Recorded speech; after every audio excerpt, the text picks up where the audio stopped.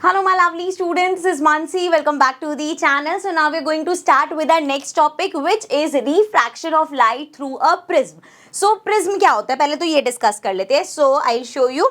This is how a prism look. ठीक है, इसको पास से देख लो.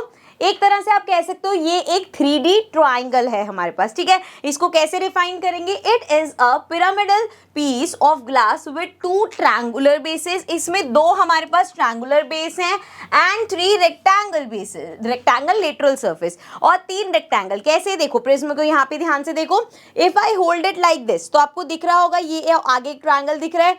टर्न अराउंड करती हूँ उसको, यहाँ पे एक ट्रायंगल है. 2 ट्रायंगुलर हो गए. इधर देखें तो ये हमारे पास बेसिकली क्या है? एक रेक्टेंगल है. यहाँ पे भी रेक्टेंगल है और यहाँ पे भी. सो 3 रेक्टेंगल और 2 ट्रायंगल. ठीक है, इस तरीके से ये हमारे पास एक प्रिज्म बन गया. ठीक है, अब यहाँ पे ये क्या हो रहा है, कैसे डिस्पर्जन है बेसिकली, अभी आएंगे उस टॉपिक पे तो देख लेंगे. यहाँ बस मैंने एक इमेज डाली है फिर उसकी प्रिज्म के आपको दिखाने के लिए. ठीक है, आगे बढ़ते हैं. अब यहाँ पे थोड़े से एंगल समझ लेते हैं. ठीक है, so angle of prism, the angle between 2 adjoining lateral surface. 2 adjoining lateral surface कौन से है? रेक्टेंगल वाले. मीन्स अगर यहाँ पे अगर मैं इसको 2D में देखूँ, इसको थोड़ा सा डार्क कर लेती हूँ, शायद विजिबल ना हो वहां से. सो आपको दिख रहा होगा यहाँ पे ये ट्रायंगल है आ गया हमारे पास एंड ये जो लाइंस है वो भी मैं भी आपको समझाते हुए दिखा दूंगी.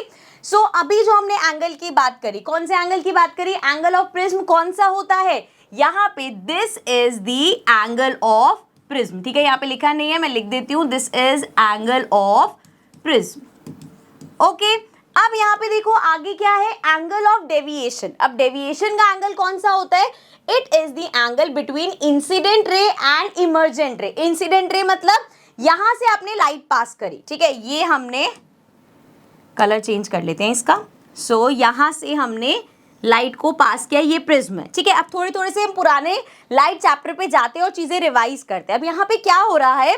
वैसे कायदे से क्या होना चाहिए? यहां से आपने लाइट पास करी एंड इसको इस तरीके से यूं निकल जाना चाहिए. ऐसे ही होना चाहिए, है ना? आप लाइट पास कर रहे हो, हमें पता है लाइट स्ट्रेट लाइन में ट्रेवल करती है. सो यहाँ से लाइट गई, इसको यूं निकल जाना चाहिए था. करेक्ट. लेकिन यहाँ पे एक चीज और हो रही है विच इज, हमें पता है कि जब यहाँ पे क्या है?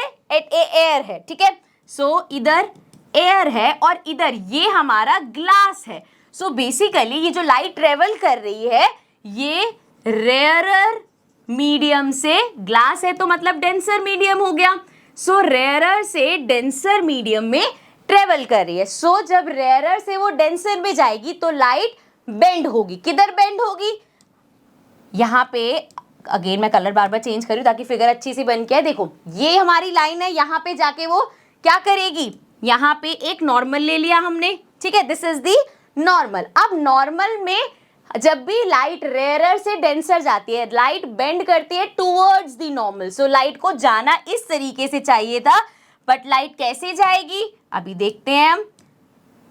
लाइट हमारी यहाँ पे जाने की जगह बेंड होके इधर चली गई.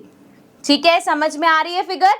लाइट हमारी ऐसे जानी थी बट क्योंकि वो रेयरर से डेंसर मीडियम में जा रही है सो टूवर्ड्स द नॉर्मल, यूं जाने की जगह ऐसे बेंड हो गई. I hope this is clear.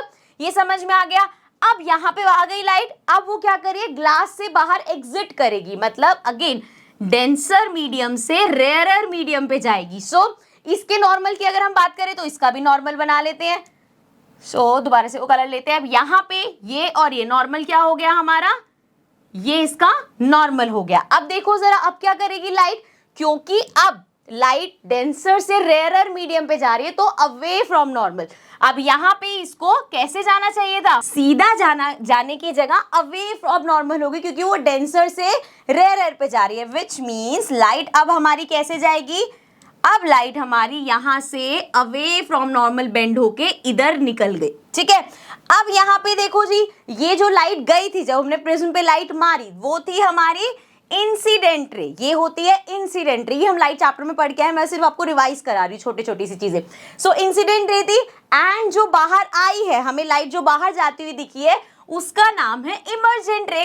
अब इन दोनों, अब एंगल यहाँ पे जिस एंगल ऑफ डेविएशन की बात हुई थी वो कौन सा एंगल है? अगर ये लाइट जो हमारी इंसिडेंट रे है ऐसे जानी चाहिए थी, अगर बेंडिंग वगैरह ना होती सो यूं जाती. एंड इमर्जेंट रे को जरा पीछे ले जाओ. सो इस इमर्जेंट रे को हम पीछे स्ट्रेच करके लेके जा रहे हैं, यहाँ पे मीट करा रहे हैं, ठीक है। अब ये जो इनका मीटिंग पॉइंट है, ये जो एंगल बन रहा है किसके बीच में, इंसिडेंट रे अगर ये सीधी जाती एंड जो जैसे हमारी इमर्जेंट रे निकली है इसके बीच का एंगल यहाँ पे बड़े से मार्क कर रखा है, सिंपल, ये यूं और यूं। अब ये एंगल आप ऐसे मार्क कर लो, ऐसे मार्क कर लो कि ऐसे मार्क कर लो, एंगल तो उतना ही रहेगा, ठीक है। सो ये जो हमारा एंगल है this is angle of deviation, ठीक है, इसको हम बोलते हैं एंगल ऑफ डेविएशन, ठीक है। आई नो थोड़ा सा कंफ्यूजिंग आपको लग सकता है, please watch the video again, क्योंकि अगर आप ऐसे टॉपिक्स को बार बार आप सुनोगे, बार बार समझोगे तो आपको क्लियर होता हो चलेगा। पहली बार सुनते हो थोड़े पॉइंट्स क्लियर होते हैं, दोबारा वीडियो देखोगे तो और क्लियर हो जाएगा, ठीक है। यहाँ पे थोड़ा सा कंफ्यूजिंग लग सकता है क्योंकि इसमें लाइट चैप्टर की पुरानी रेफरेंस बहुत ज्यादा है, इसलिए मैंने आपको ये एक बार क्लियर कर दिया। आई होप समझ में आ गया होगा। सो नेक्स्ट है हमारे पास dispersion of white light by glass prism. अब अगर हम व्हाइट लाइट को पास करते हैं, लेकिन ये चीज हम करेंगे अपने नेक्स्ट सेशन में। So I will see you all in the next session, till then take care and bye bye.